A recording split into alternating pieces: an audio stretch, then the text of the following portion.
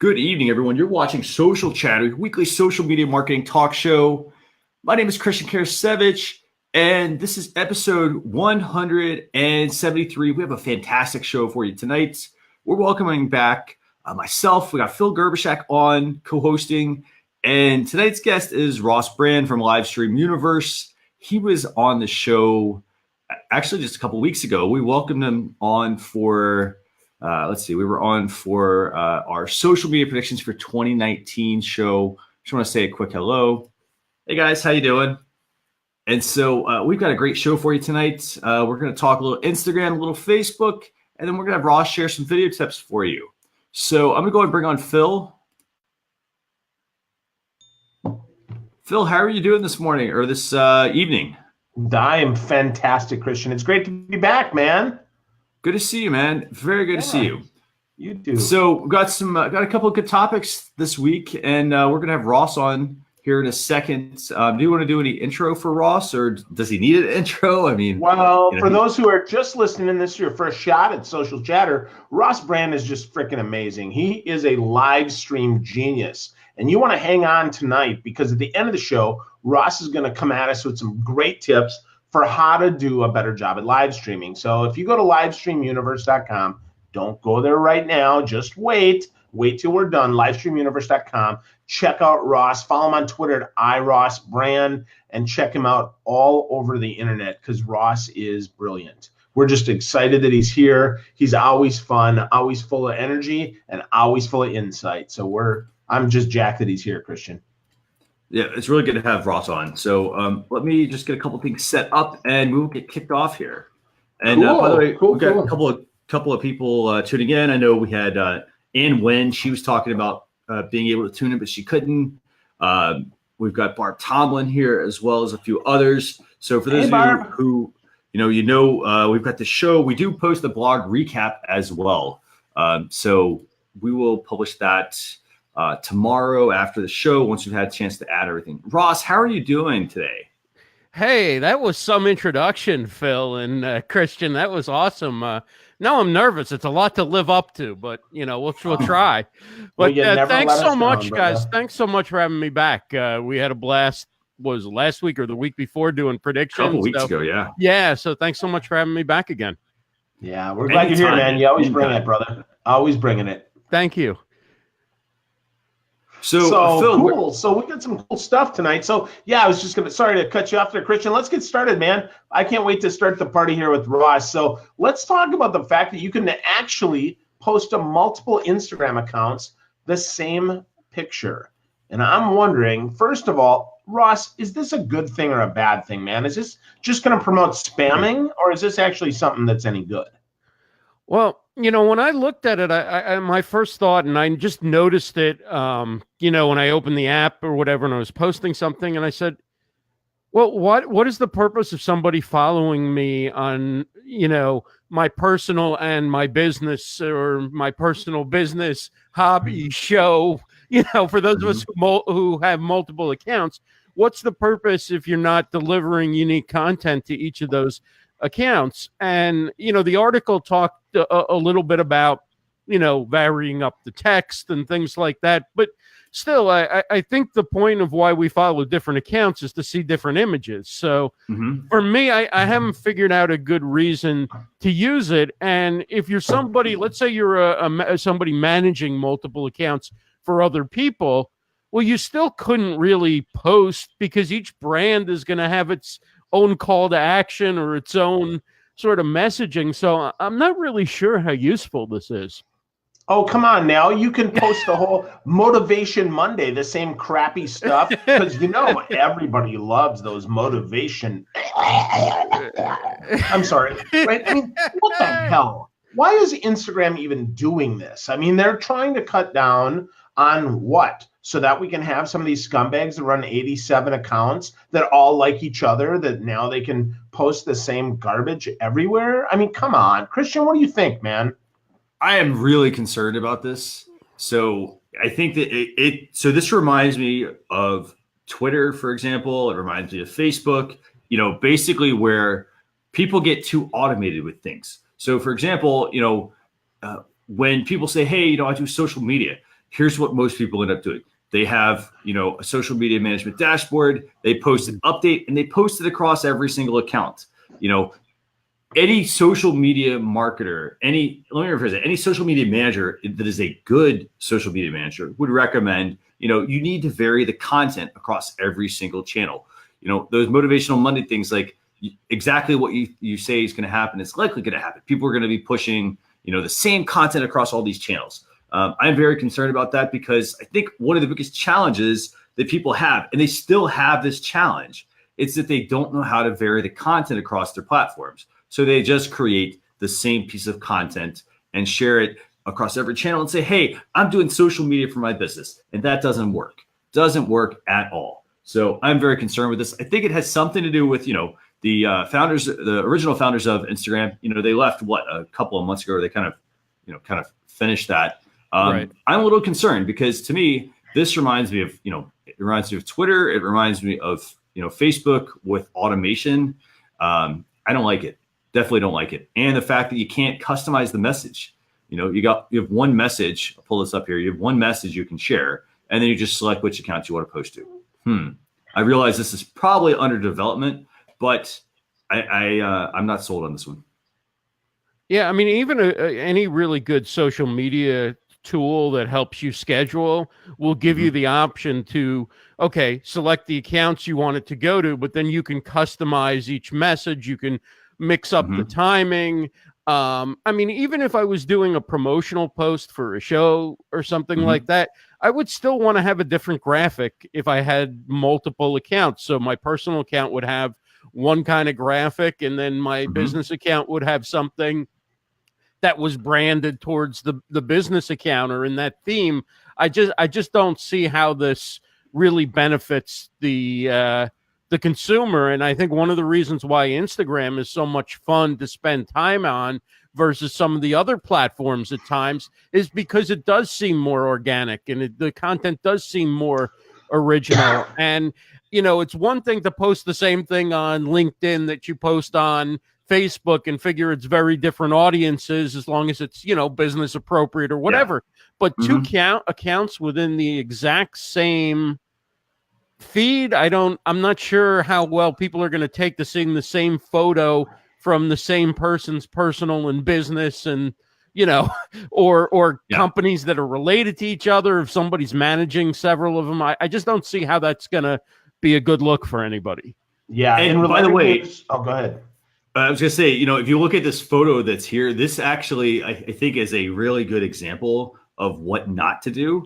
Because, no, seriously, if you look at the accounts, I mean, you kind of roll through these. Chances are all of these are, there's 5 accounts. At least 3-4 of these, to me, look like they would be something that they would easily spam across those different accounts. Yeah. Just say it. Totally agree. Yep. New hashtag trending and related news, spam the gram. That's the new hashtag. There you go. I mean, really, right? That should pre-populate because that's what you're doing, folks. If you've got your business account, your dog account, and your personal account, and you're crossing streams there, this is not Ghostbusters, folks. You're not going to kill the Marshmallow Man. You're just going to kill your reach. Yeah. And for right now, by the way, this is an iOS only feature at the moment. So, Instagram has confirmed that they are doing this, that they're working on this. It's actually in the article. So now, Android people are saved from making a bad decision. That's good. Yes. They should have left it for BlackBerry only. That's where it should have been posted because those 7 people, they're not really social savvy anyway. So you should have put it there. That's all I'm saying. We'll be releasing it on BlackBerry. That's right. 5 years. Yep. Symbian OS coming soon, ladies. Yeah. Definitely. And I would say, with something like this as well, I personally, I don't have this on my Instagram account. I'm kind of glad that I don't at the moment. Pretty simple. You can check if you have this. Update your Instagram app from the iOS App Store. Go make a post like you normally would. And this will be an option if you have it during that whole posting process. It's towards the end of the process. So, but to me, personally, nope, not thrilled about this one at all. Not gonna do it. Not gonna do it. Don't spam the gram. That's 3 thumbs down, huh? That's a big thumbs down. Absolutely. So that's terrible, Yeah. terrible stuff. So, oh well. Well, the good news is, hey, we got some people that are watching though. So Rachel Miller's here, which we're excited about. You know, we got Jim Fuse just popped in and said hello. We're glad you're here. We are anti-spam, folks. So if you're looking for unique ways to spam your audience, you're in the wrong show. We're talking about how you can actually grow your business using social media. And if you want to make sure you don't miss any of this, make sure you go to socialchefs.com/daily so you can get updated on all the stuff that didn't make the show but still can impact your business.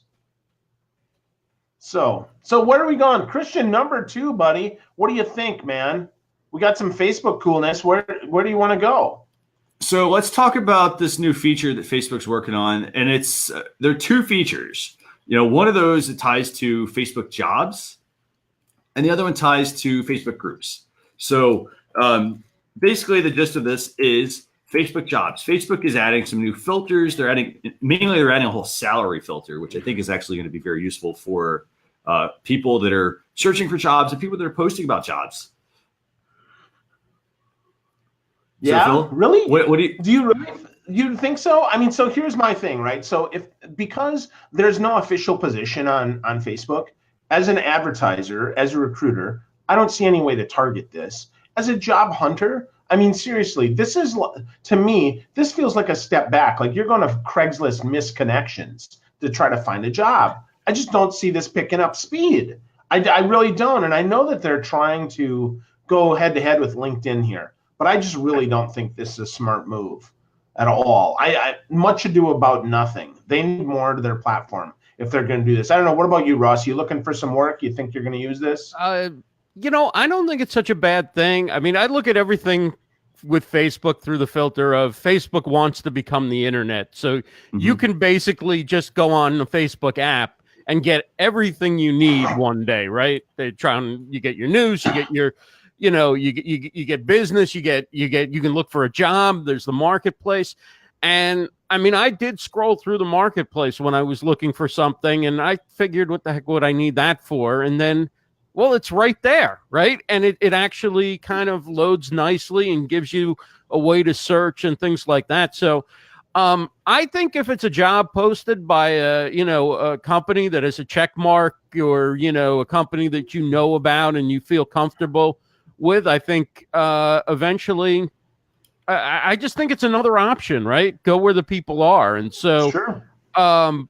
Yeah, most people think to apply on LinkedIn, but basically people are spending time on Facebook and they're jumping around, they're scrolling, and all of a sudden they see a job post in their feed, or, they see somebody shares a job post in their feed, or Facebook Messenger is such, at least for me now, it's probably my number one app for communicating with people. So somebody can quickly message me, a job opening, or say they'd like to apply for something or whatever. I think it's, not going to catch on tomorrow necessarily for being the place, but I think it's going to become another option. And one day we'll look back on it like we do a lot of tools when they're added and go, well, what do you really need that for? Why do I need to text message when I can send an email or whatever, right? And so I think it's kind of like, well, what do I need that when I can search on LinkedIn? But there'll be a reason in a few months or a year or 2 years where we'll look back and go, no, I do all my job searching on Facebook too, just like I do everything else there. Yeah, that's a good point, Ross. That's certainly possible. And likely what they'll do then is once this gets big, it becomes its own app. Like they've done everything else. And I actually think it's really smart that they do it in groups more than pages, even, because groups are affinity, right? Groups is where we have some in common. So I see plenty of developer groups. I see recruiter groups. I see different groups on Facebook. I imagine we'll see for some freelance type jobs open up, because that's a lot easier to control. That's almost like a standard ad now. And if you can charge $1 to push that ad into the right groups, like if I need someone to manage, let's say, Facebook ads, Where would I want to go? The Facebook ad buyers group. That might be a really good place to go. Or if I need a good voiceover person, well, I'd probably, first I'd probably go to Ross. And then second, I might go to a group because maybe, I need a female voice and I don't need Ross, right? So I think that's, although, you do a nice falsetto, Ross. Well, thank you. Thank you. You're welcome. I saved that for only special occasion.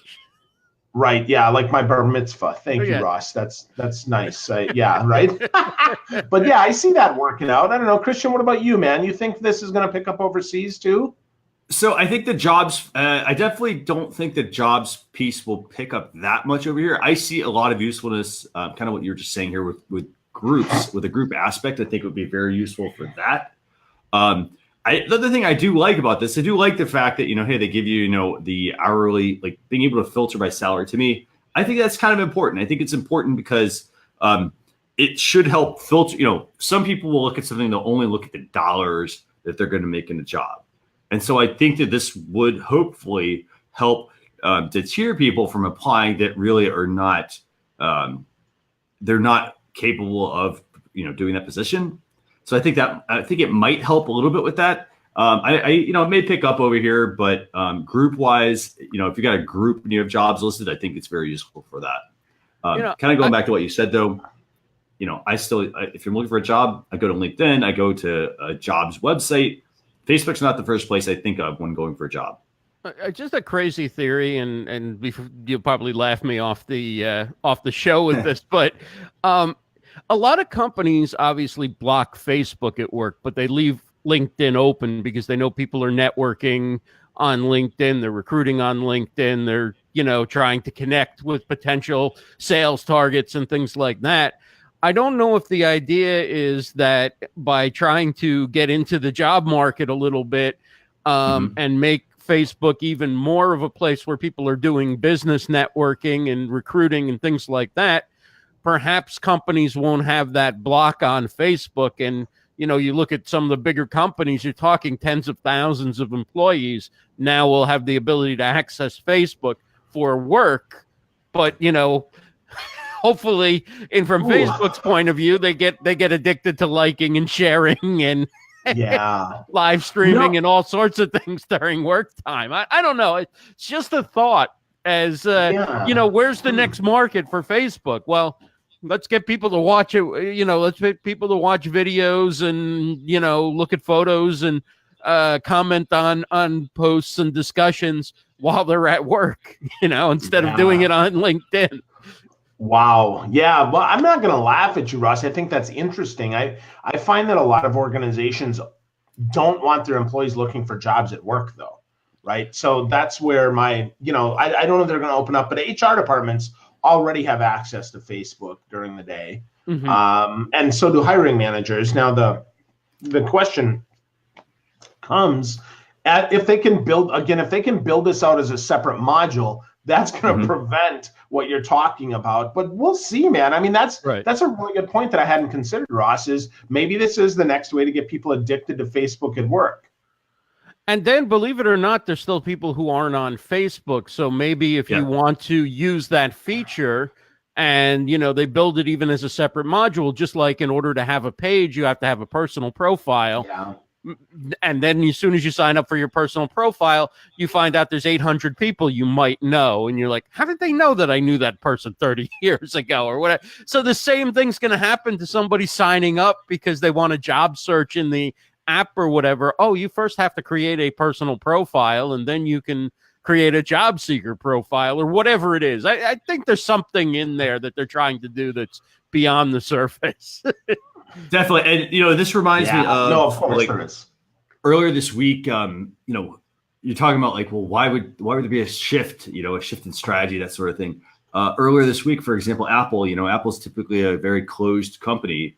They started allowing their technology on competing TVs, on Samsung and on Vizio and on Sony and on a lot of high-end TVs. So they're like, hey, why would Apple all of a sudden shift this strategy?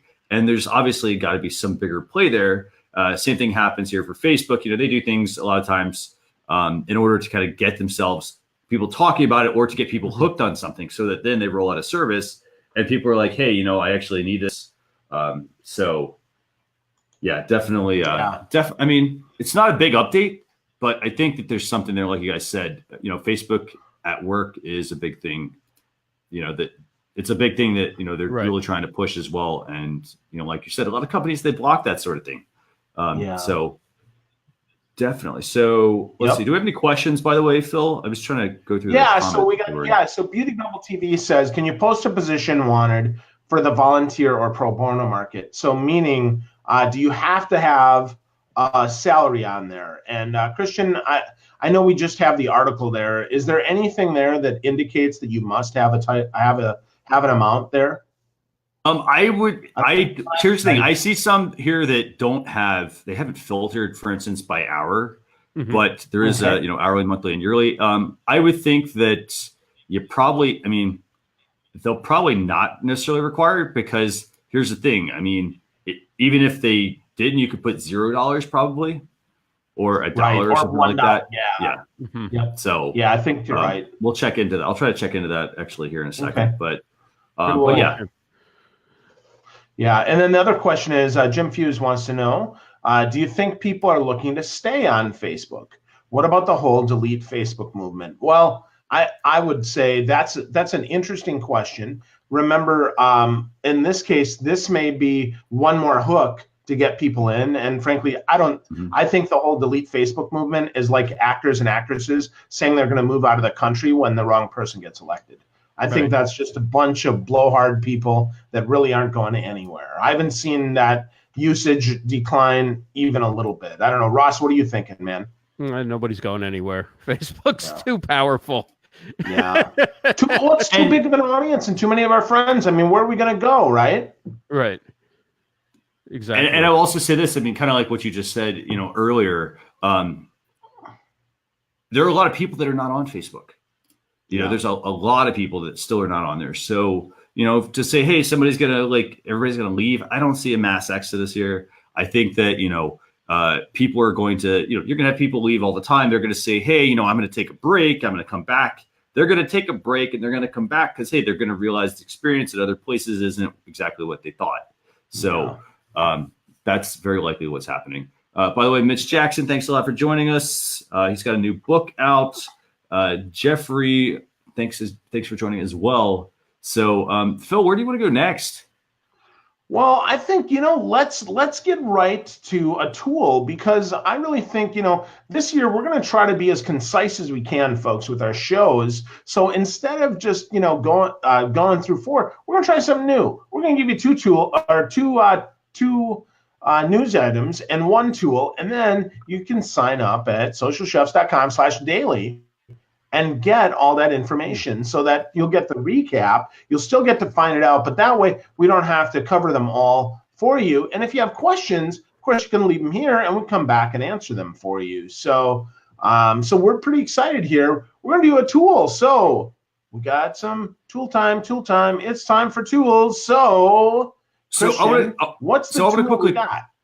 Well, so here's what I want to do first. I want to say, we've got we have a live stream tool. Well, it's for capturing live streams. It's for capturing, if you're a musician or you want to capture a second stream of your content. We do have a tool. It's the Zoom Q2N 4K. We wrote up a description of this. We've got a video of it as well. We've got that in the blog post. But the one I want to talk about during the show is StreamYard. This is, it's another version of live streaming. Basically, it's live streaming software. Very similar to your BeLive software. So this is StreamYard. It's in beta currently. This overall, pretty cool. Yeah.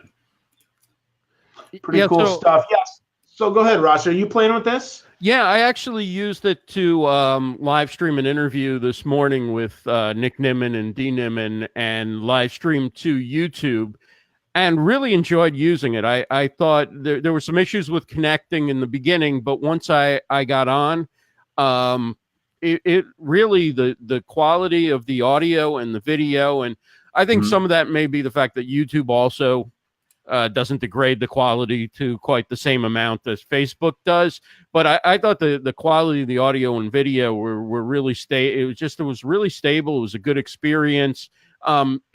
if you're used to using BeLive, it's fairly similar, but it's got certain strengths that BeLive doesn't have. BeLive has certain strengths, but I think the differentiator is BeLive goes. They both go to Facebook. BeLive now goes to Twitch.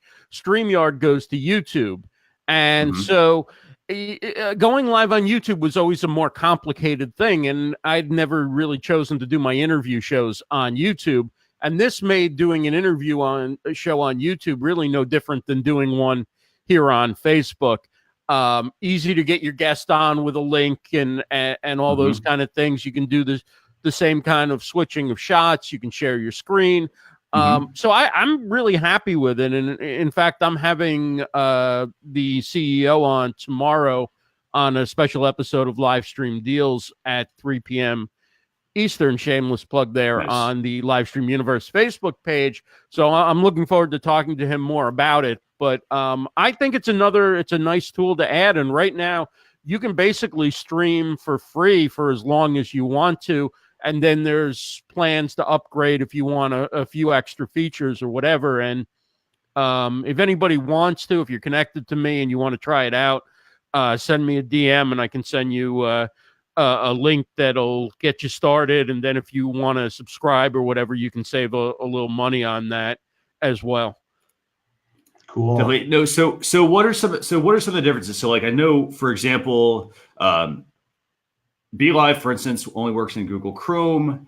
This one I know supports Google Chrome and Firefox on laptop or desktop as well, by the way. That's something to keep in mind. I know it works with Facebook. It works with YouTube, as you mentioned. You've got the ability to, looks like you can customize your logo, customize your brand colors. So very similar options. What else? Anything else that really stands out that makes it unique? Is there like a big pricing difference? Ross is choking. Okay. So I turned my my audio off because I spared you that. Listen. So yeah, I mean, one of the differences, like with the logo, is BeLive. You put the logo up, and then it's either on or it's not on. Right? You either have put a logo up or you don't. Yeah. With this one, with one of the paid plans, you can actually take the logo off and put it up, or you could switch logos during the show. So, if somebody's face goes sort of like where the logo is and you want to take it off, I mean, it's a minor thing, but it's nice feature to have. I like the lower thirds, the fact that, BeLive, when you type a lot of text into it, the text starts getting really small. Whereas this, you can really type a little bit longer text into the lower thirds, and they look nice. Again, it's similar. Guests can share their screen, which is a really cool thing, which they can't do on BeLive. On the other hand, you can only share the screen one share at a time yourself, whereas on BeLive, I could open up 4 different windows with screen shares and go from one to the next to the next. So there's differences. The other thing is there's custom RTMP.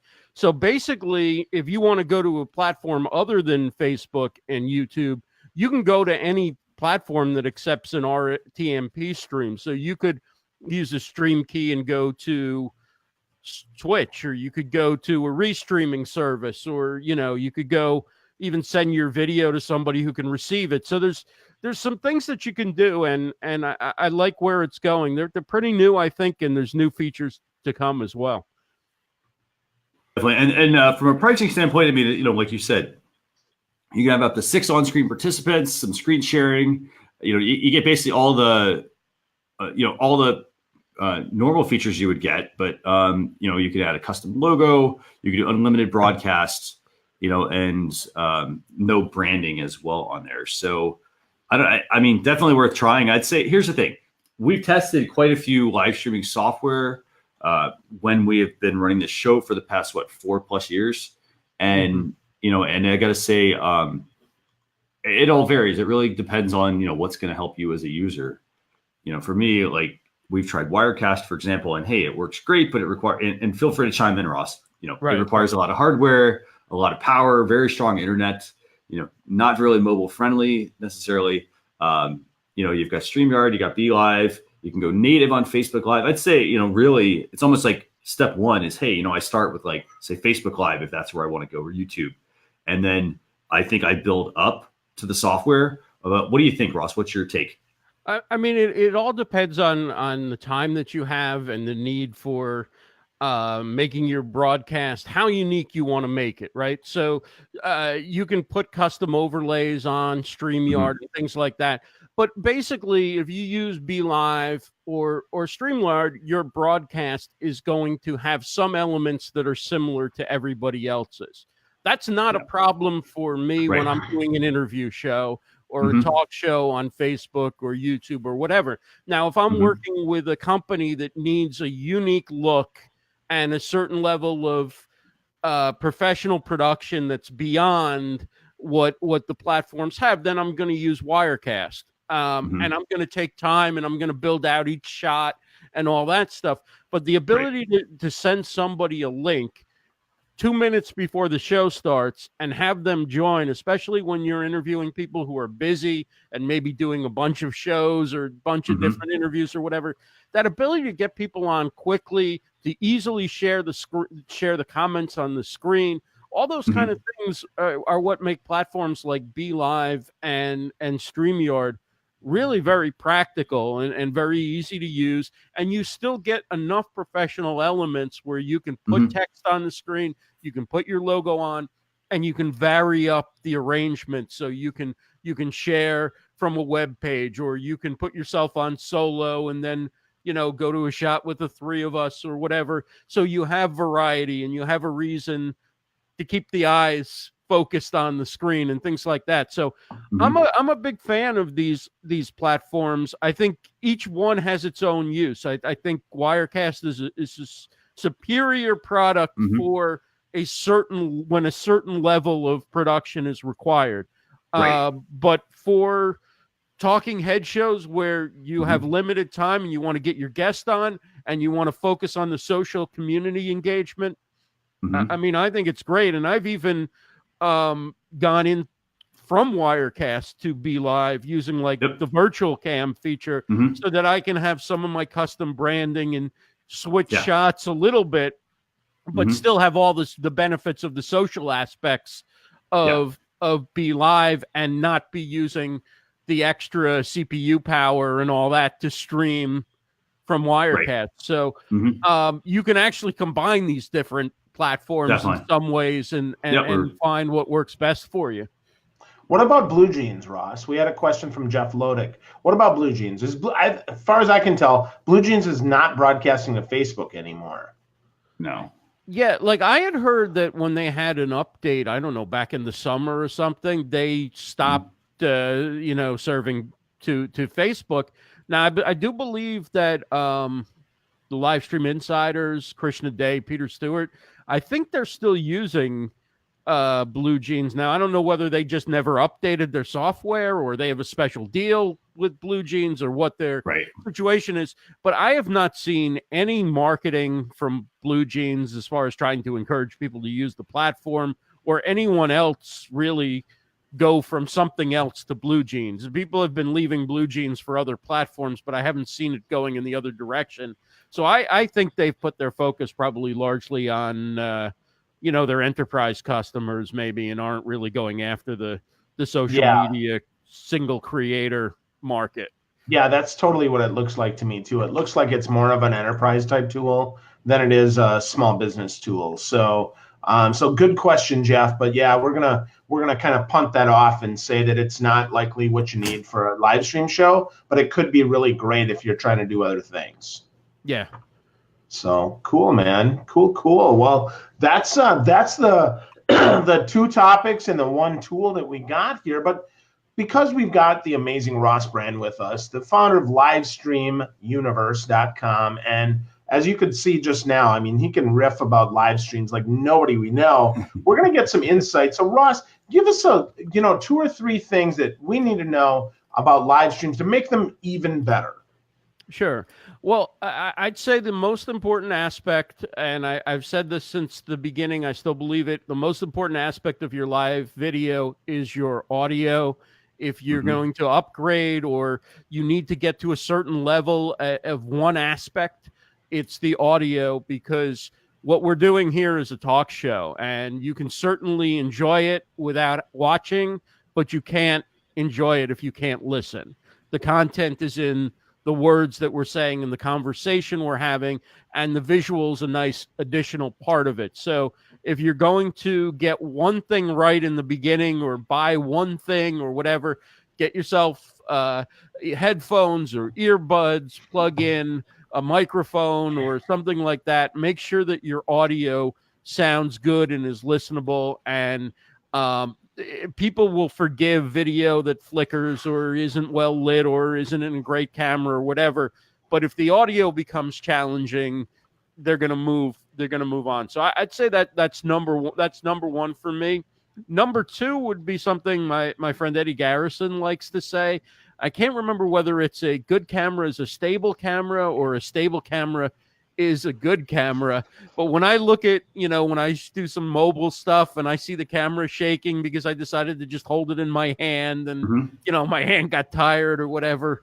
Tripods are your friends, monopods, selfie sticks, all those things.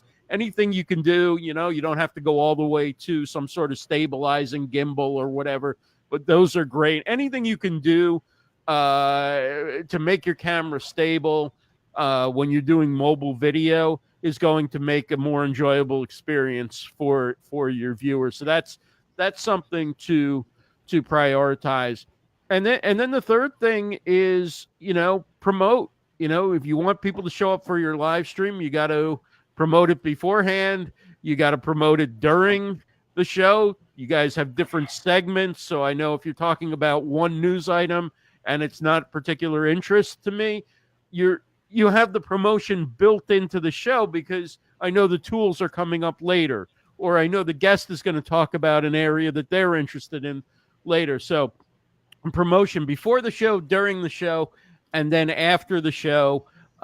So you get a lot more life out of the show than just the live discussion on whatever somebody sees the moment they join. They have something to look forward to during the show. They can go back and watch. You can repurpose it in many different ways. So think about it as part of a larger promotional effort and marketing effort for your brand, your business, and all that beyond just, the live show itself. And so probably as much work can go into that promotion and repurposing as often goes into the time spent actually live.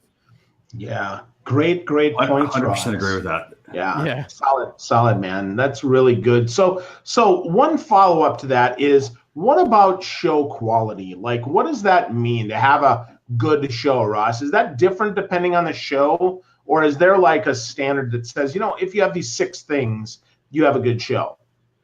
Well, I think number one is the person behind the microphone. And if that person can connect, I mean, like, you guys have likability and you're knowledgeable about what you're talking about. So that goes a long way. And that, is more important than whether you have the fanciest camera or you have fancy production or, you have all the bells and whistles or whatever.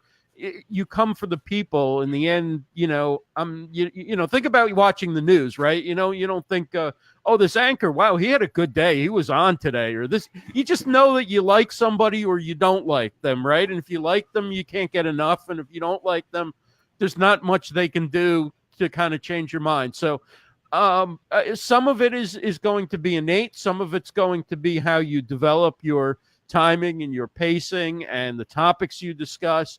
And the last part is knowing what, trying to understand what your audience wants and then being able to deliver it while also doing something that motivates and inspires you. Because I feel like if you're passionate about what you're talking about, you're knowledgeable about your subject, you enjoy it, that makes better viewing than somebody laboring over something that they're not enjoying or struggling and thinking, well, the audience wants to hear that. So it's not as simple as just find out what the audience wants and find out what they want, and then find an angle that you can come to that at. Find some angles, find some area of that you're passionate about, and bring that to the broadcast, and people will feed off that energy and your interest, whether or not it's a subject that's, top of mind for them. Awesome. Thank you, Ross. Definitely. That's Those are great stuff, tips, man.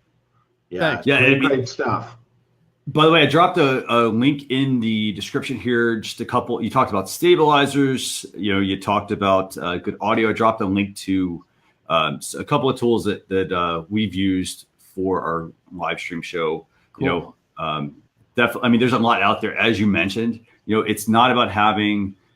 Here's the thing: you can't just go buy the most expensive camera and the best audio, and hey, all of a sudden you're going to have this like fantastic show. It's going to look great, but you do have to work on the show. I mean, you kind of have to look at every kind of show that is out there. If it's a TV show, for example, like they have writers behind the scenes that are writing, they're writing their jokes, so they have the personality on that's basically just reading what someone else told them or what someone else wrote for them, Right. that they know based on their demographics, all the research they've done. So, it does take a lot of work. And I like the point you made also about, how there's more work that goes on behind the scenes just to get the show ready. I think that's a really, really good point. Yeah, like you look at somebody who does, say, a 3-hour radio show or an hour TV show, and people often mistakenly think, okay, they only have to work 3 hours a day, or he hosts the news, he only works 1 hour at night on TV or whatever. Well, there's 7 hours of preparation goes into those 3 hours on the air, or 8 hours of preparation go into that 1 hour on TV. So there's I'm not saying that you need that much preparation to do a live show. And some of the most fun live streams are when we jump on spontaneously with our phone and we're walking around and we just sort of narrate what we're seeing and connect with people and ask them what's going on. That's the cool thing. There's so many different ways to do live streaming. And sometimes you can even do streams where you're not on camera or you're pointing the camera in another direction and showing something. I think everybody's got to find which format works best for their personality, their talent, their style. So you may love doing one thing, but you may find that the audience responds to something different. And then as the audience continues to respond to it, you start to like it, because nothing really gets you more excited than getting that good feedback, right? So you can become a fan of doing one style over another based on seeing that reaction. And that's how, Facebook and all these platforms have hacked into our brain with likes and shares and comments and all that good stuff. But, the other thing is consistency. Like, people know when you're on, they know what to expect. And once they like your show, then you can see, like, I can see the reactions coming in and the comments coming in here in Be Live. And it's, a lot of that is from people liking your show over time, and they know to come back at this time, and, they're happy to get what you guys do. Yeah, you vary it up a little bit. Okay, we're going to do 2 news stories instead of 4. We're going to, but the basic concept is familiar and friendly, and it's accessible, and it kind of builds on that memory of, like, cool, it's social chatter. And these guys, like, if you came in and did an entirely different show on an entirely different topic or whatever, people might love it, but there'd be a lot of people who'd be like, well, that's not what I come for. Do that at a different time. I'm here for my news and tips and tools and things like that, Yeah. What great points, Ross. Really good, man. Thank you for that. So last question for you, brother, is if there's one piece of gear that people want to buy to take them up a level, you mentioned microphone, you mentioned a camera, but is there one more piece of gear that might help make things even just a little bit better to take you from, 5 or 6 up to 7 or 8 if you got the rest of the stuff? It's such a tough question, because there's so many different pieces that go into this, and I value them all. And there's multiple different options for even doing the same thing, and I choose one over the other. But this past year, the biggest addition for me, or one of the biggest, was I did a lot of upgrading of my audio. And this device here is called the Mix Pre 3 from Sound Devices. And basically, this thing fits in the palm of my hand, and this is my desktop audio interface. and it records at the same time as it's an audio interface, and it's also a mixer. So, and it's got really professional quality microphone preamps that you plug the mics into. And so I can use this for everything. I can use it whether I'm recording, I can record right into it. Whether I'm live streaming, I can use it as an audio interface.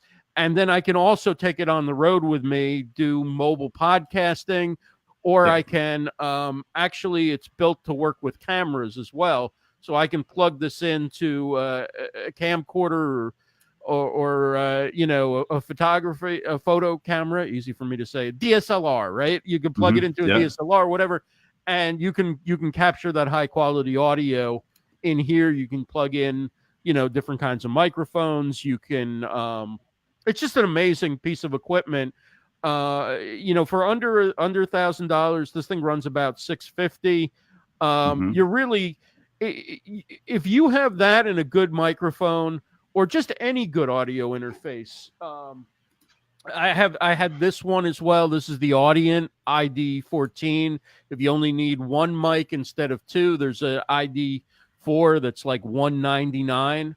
This is great. You know, a lot of people go for the, you know, the big mixing boards or the little mixing desks or whatever.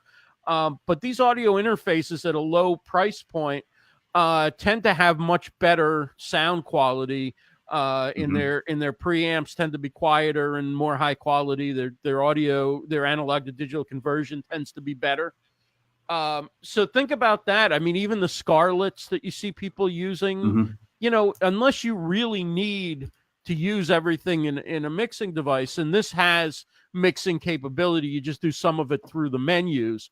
But you know, think about that, an audio interface and a decent microphone, that's going to go a long way. And then, you know, if you want to make your live streams into podcasts, or you just want to stand out as having, you know, a certain level sound, I think, you know, again, this is a video medium, but audio is often the differentiator between what's really the consumer enjoys and what is a struggle to deal with.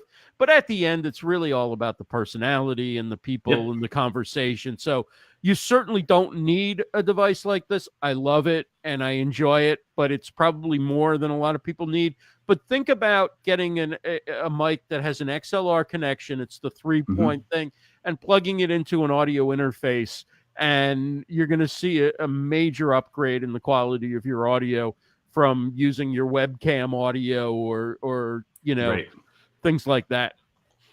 Yeah. And kind of to your point, I mean, you know, we use a Zoom system, for instance, you know, so that's where all of our audio is being fed through. So that way you get that clear audio, you get, you know, earbuds, you know, they work, you know, if you're going to have just a quick call with somebody, that type of thing. But there is a difference between mics. You get what you pay for in a way.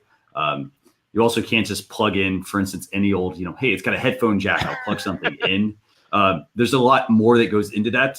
You know, you can't just buy, like, you could buy, you know, you hear a lot of people, even a lot of social media marketers, they recommend, hey, buying a $20 headset, you know, with a lapel mic. Most of the time, you know, those things don't work very well for your mobile devices. They don't have enough power, for instance, in the device to be able to actually, in some cases, power that microphone. The connections are different.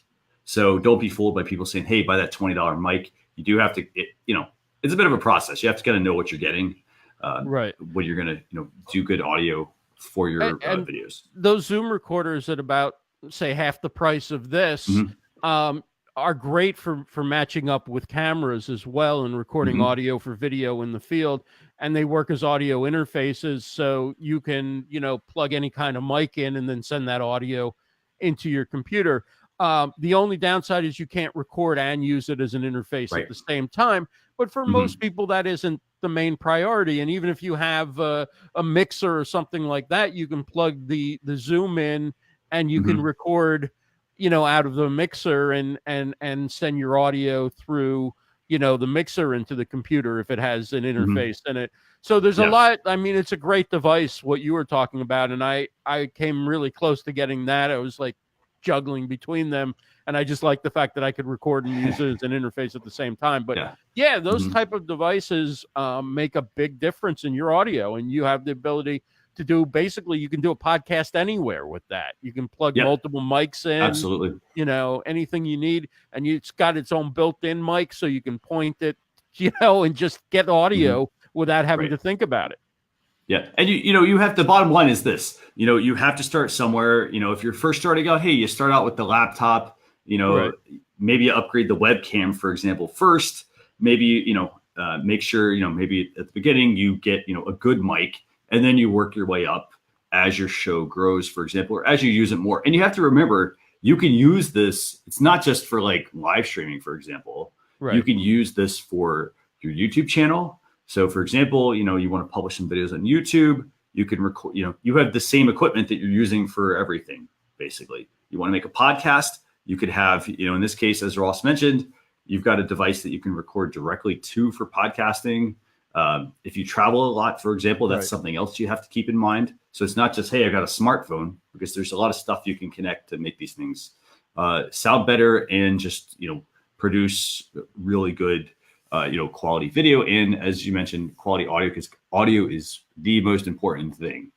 So I think that's, I think you made fantastic points. So thanks. And one thing real quick is that I did a video called the best, I think it was the best live streaming and podcasting mic under $75. It's on my YouTube channel. I used a USB mic for like the first 2 years I was doing this. I used the Samson Q2U. I have no affiliation with them, nothing.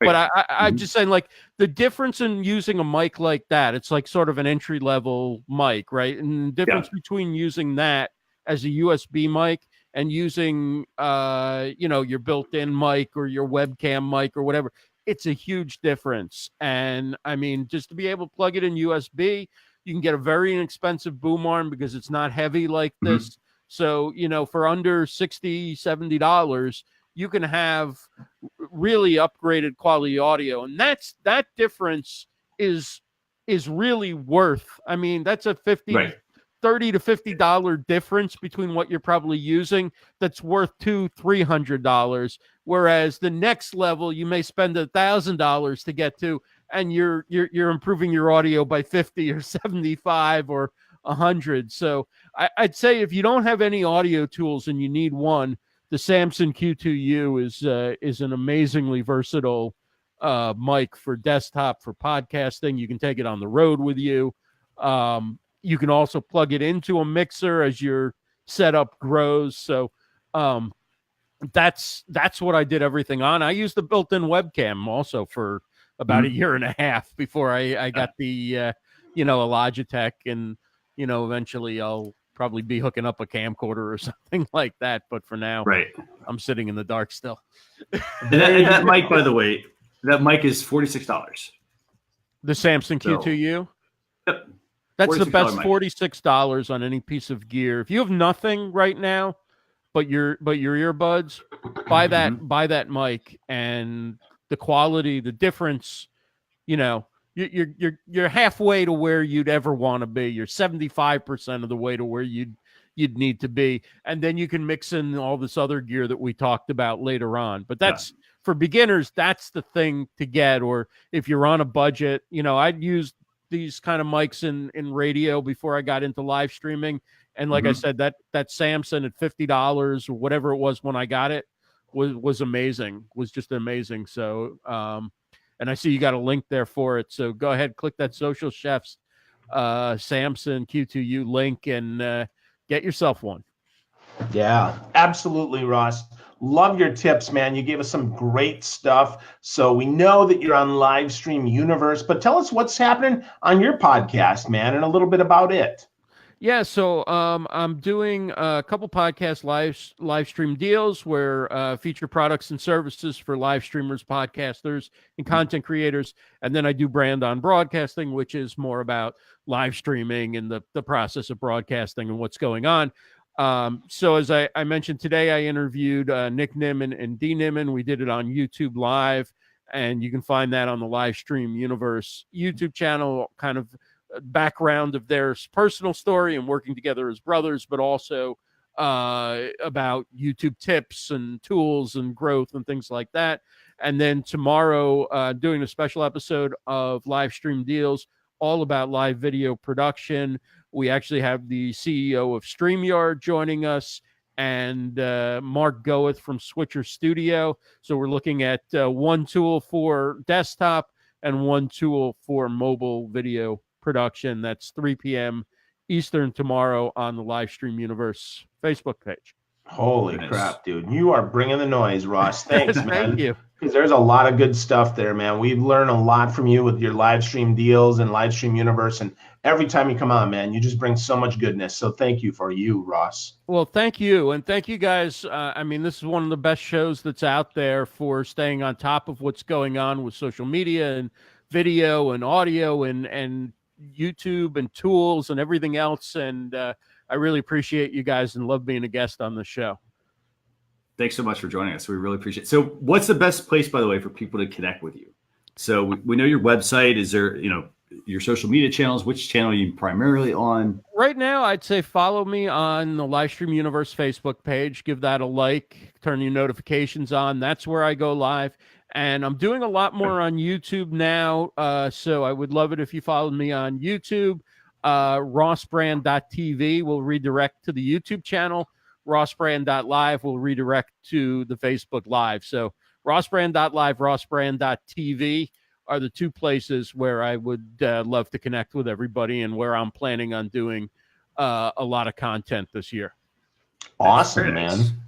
That's fantastic. Well, so much stuff, Ross. We could talk all week, man, but you gave us so much actionable insight there with those final tips there on, on the microphone, on upgrading your camera and all that stuff, and bring in some energy to the show each time, because it is all about the host, and you bring it every time, Ross. We're so thankful for you, man. Thank you, buddy. Well, thanks, guys. And I'd love to have you both on together at some point.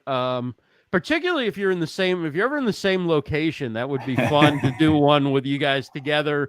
But even from separate locations, it would be a blast to have you both on together. Absolutely. Yeah, we'll see what we can do. We'll make that happen. Cool. So for sure. For those of you watching, we'll have a blog post recap going out tomorrow. You'll be able to get that at socialchefs.com/SC173. We also have another guest coming on next week. We've got Lisa Monks is going to be joining us from Chipmunk Media.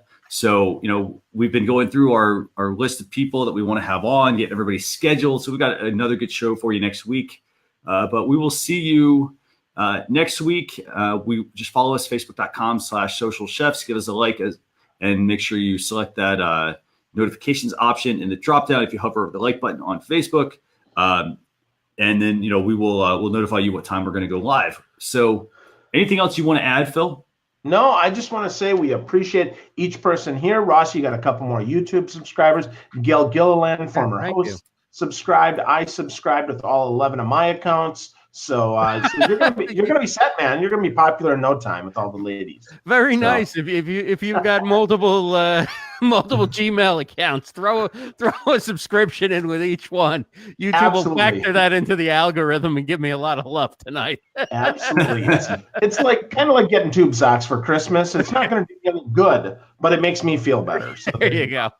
Well, thanks, everybody. Absolutely. Awesome. Thank you, Ross. So we'll see everyone next week. Yeah. Have a good evening, everyone. Thanks a lot. See you later.